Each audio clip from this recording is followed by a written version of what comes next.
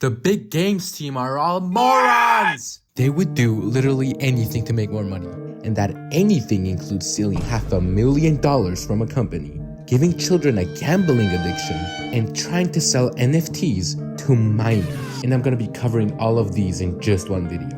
If you've ever played any of the big games experiences, you would know that the main point is to keep you playing as long as they can and to milk as much money out of you as humanly possible. The entire company is ran by one money-hungry man who just does not care about any of his audience. Like, his first pet simulator started off so well. It was one of the first simulators I've ever played and basically a new stepping stone for simulators in general. There were actually only a few game passes in the first game, which you didn't even need at times, and they were pretty cheap too. Except for the 40,000 Robux game pass. But even then, the game was mostly free to play and actually fun. It was receiving updates like really often too, and the players were not disappointed. Until he made Pet Simulator 2.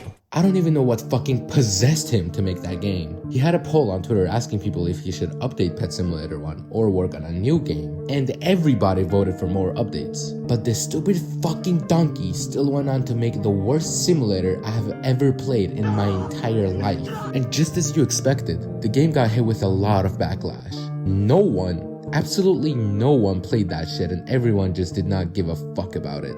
When I tell you that the game was bad, I really mean it. I have no idea what he was thinking when he made trading a paid fucking subscription. Are you that fucking desperate for some money? Well, thankfully something actually snapped in his head and went on to make a really good game, which I personally really enjoyed playing. The game was my restaurant. Growing up, I never actually had a computer, so I would always play simulators on my iPhone 7 that could barely run Roblox.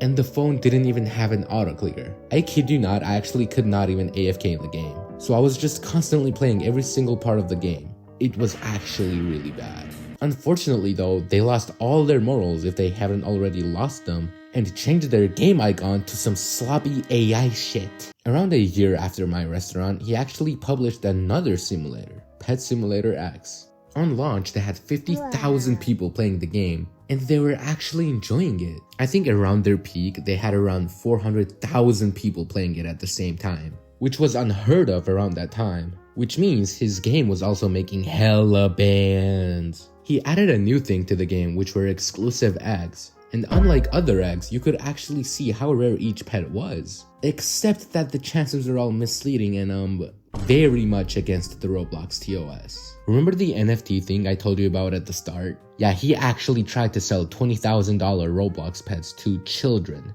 Thankfully enough, he got a lot of backlash about it. Enough to fully discontinue whatever fuckery that was. While all of that was happening, Pet Simulator X's economy was just turning to shit, with pets being worth trillions of gems and just being extremely overwhelming to get into.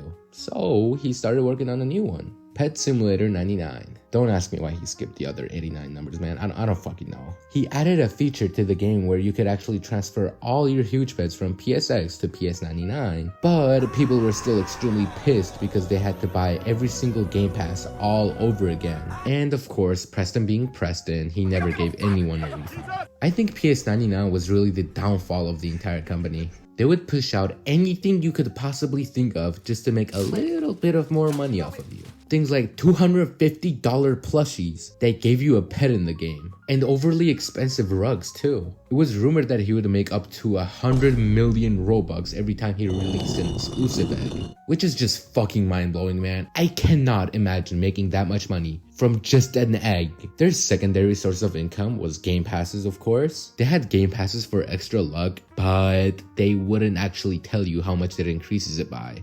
So for all we know, it could be doing fucking nothing. I don't think the game got into too much controversy, except for the time he took down people's games for, I shit you not, having cube pets in them. That was it.